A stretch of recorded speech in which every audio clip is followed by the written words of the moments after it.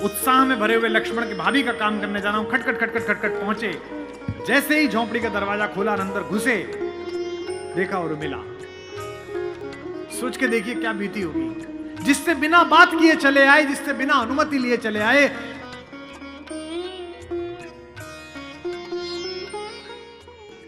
इस मंच पर 3 दिन से मेरे पार्श्व में आशीर्वाद की मुद्रा में शेषनाग के प्रतिनिधि लक्ष्मण लाल खड़े हैं। उनके लिए पहली बार एक पंक्ति पढ़ रहा हूं उमाकांत जी की। उसमें उन्होंने कहा कि दुनिया में हर आदमी की परछाई काली है, एक राम ही पृथ्वी पे आए जिनकी उजली परछाई है, जिसे लक्ष्मण कहते हैं।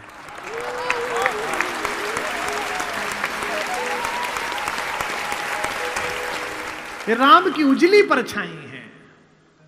बाबा ने अच्छी बात लिखी है, 12 से निज हितपति जानी, लक्ष्मण राम चरण रति मानी।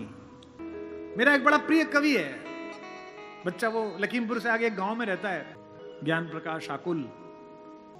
ज्ञान ने छंद भेजा, रात सुनिएगा। 4 बच्चे पैदा हुए, थोड़े थोड़े अंतर पर पालने में लिटाए गए, कि पालने में लखन व राम जी लिटाए गए, लेटते ही करुणा सदन चुप हो गए। राम तो लेटते ही चुप हो गए, हल्का सा पालना हिला। वशिष्ठ खड़े हैं, दशरथ खड़े हैं, माएं खड़ी हैं, मंगल स्वस्ति चल रहा है। दृश्य सोचिए कैसा है कि पालने में लखन व राम जी लिटाए गए, लेटते ही करुणा सदन चुप हो गए, किंतु लक्ष्मण कुछ ऐसा तेज रोए उन्हें, रोता देख धरती गगन चुप हो गए। बहुत रोए। राजवैद्य आए कोई रोग न बता सका तो, राजवैद्य आए कोई रोग न बता सका तो, ज्योतिषी भी करके यतन चुप हो गए। और लक्ष्मण कैसे चुप हुए रोते हुए? गुरु ने उठाया और लखन को राम के चरण में लिटाया तो लखन चुप हो गया।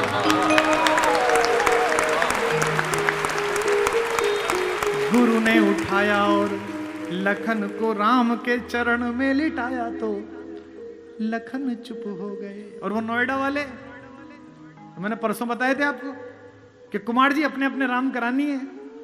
इनका क्या हो गया? और छोटे भाई से मुकदमा चल रहा था जमीन का, वो जीत गया।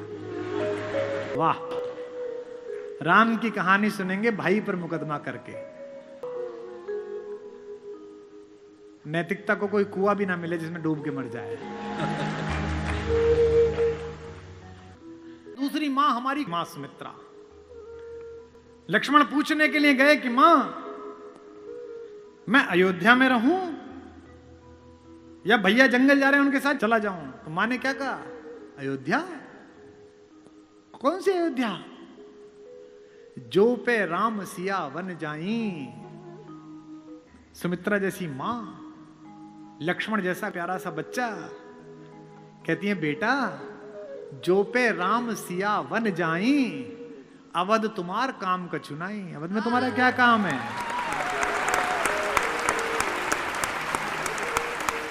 जहां राम है वहीं अयोध्या है। अवध तुम्हारा काम का चुनाई। और राम तो फिर भी हमारी मां के साथ है, सीता के। एक सत्संग है, एक स्नेह की डोर है। माना कि गृहस्थ में नहीं है, तपस्या का जीवन है, लेकिन फिर भी एक दूसरे की सुन तो रहे हैं। और यहां पति पत्नी बैठे हो तो वो इस बात को महसूस करेंगे जो 20 वर्ष 25 वर्ष बिता चुके हैं। एक समय आता है जब आपका कोई प्रेम का बहुत ज्यादा डोर नहीं होती, एक दूसरे के साहचर्य की होती है कि रहनी चाहिए यहीं। और पति को भी लगता है ये रहनी चाहिए और पत्नी को भी लगता है कि रहना चाहिए। हमारे महेश्वर तिवारी ने पंक्ति लिखी है, इस हॉल में बैठी सारी भाभियों को और माओं को समर्पित करता हूं। एक तुम्हारा होना क्या से क्या कर देता है, एक तुम्हारा होना क्या से क्या कर देता है, बेजुबान छत दीवारों को घर कर देता है। राम के साथ तो फिर भी सीता हैं। हमारी माता उर्मिला तो अकेली हैं। उनसे तो पूछा भी नहीं गया है कि अनुमति ली जाए कि नहीं ली जाए। एक दृश्य है चित्रकूट में, जहां पहली बार उर्मिला, मांडवी और श्रुतकीर्ति आई हैं अपनी सास के साथ राम को मनाने। तो सीता तो बड़ी बहन है, बड़ी बहनें छोटी बहनों का हित समझती हैं। लड़कियों में होता है कि छोटी की बात समझ लेती हैं, माता पिता की आवश्यकता नहीं होती, खुद ही कर देती हैं। सीता समझ गई कि उर्मिला आई है और संकोच में अपने पति से मिल भी नहीं रही है, और लक्ष्मण इतना संकोची है कि मिलेगा भी नहीं उर्मिला से। तो भाभी ने बुला के कहा कि बेटा इधर आओ। लक्ष्मण ने कहा जी भाभी, वो मेरी कुटिया में बेटा फूलों की डाली रखी है, वो जरा डाली उठा लाओ, माला बनानी है देवताओं के लिए। उनको पता है कि उनकी कुटिया में उर्मिला बैठी है, उन्हें लगा इस बहाने ही दोनों थोड़ा मिल लेंगे। उत्साह में भरे हुए लक्ष्मण की भाभी का काम करने जा रहा हूं, खटखट खटखट खटखट पहुंचे। जैसे ही झोंपड़ी का दरवाजा खोला और अंदर घुसे, देखा उर्मिला। सोच के देखिए क्या बीती होगी। जिससे बिना बात किए चले आए, जिससे बिना अनुमति लिए चले आए, सप्तपेदी के 7 फेरों में जिसके साथ शपथ खाई थी कि तेरा साथ नहीं छोड़ूंगा, राम के अनुराग में जिसे छोड़कर चले आए, वो उर्मिला। और जिसने अपनी बड़ी बहन सीता को आदर्श माना और इस बात को स्वीकार कर लिया कि कोई बात नहीं, चले गए तो कोई बात नहीं, वो लक्ष्मण दोनों एक दूसरे के साथ कैसे सामने आए होंगे। उर्मिला खड़ी हुई, मुस्कुराई, रोई नहीं। उन्होंने ऐसा नहीं किया, वो खड़ी हुई और मुस्कुराई, और मुस्कुरा कर क्या बोली, मेरे उपवन के हरिण, मेरे बाग के हिरन। क्या बढ़िया बात कही है कलकत्ता वालों। मेरे बाग के हिरन, मेरे उपवन के हिरण आज वनचारी। मेरा हिरन आजकल जंगल घूम रहा है। और अगली पंक्ति क्या बोली, इस पर आप माता उर्मिला को याद करना, मेरे उपवन के हिरण आज वनचारी, मैं बांध न लूंगी तुम्हें तजो भय भारी। छोड़ो, डरो मत, मैं बांधूंगी। मैं तो देखने आई हूं कि मेरे उपवन में जो हिरन खेलता था वो जंगल में कैसा कूद रहा है। उनका मन बड़ा कर रही है। और लक्ष्मण ने भी कितनी अद्भुत बात कही।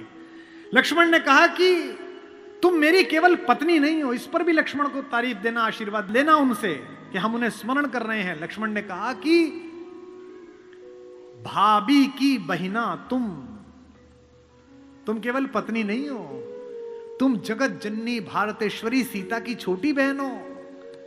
उनके योग्य वर हैं राम। त्रैलोक्य का स्वामी तो ऐसी ही पत्नी से साथ वर्ता, लेकिन मुझे पता नहीं कि मैं इतना योग्य हूं या नहीं हूं कि मैं जगत जननी की छोटी बहन का पति बन सकूं। मैं उस योग्य बनने के लिए इस जंगल में आया हूं आज, ताकि मैं तेरे योग्य बनूं।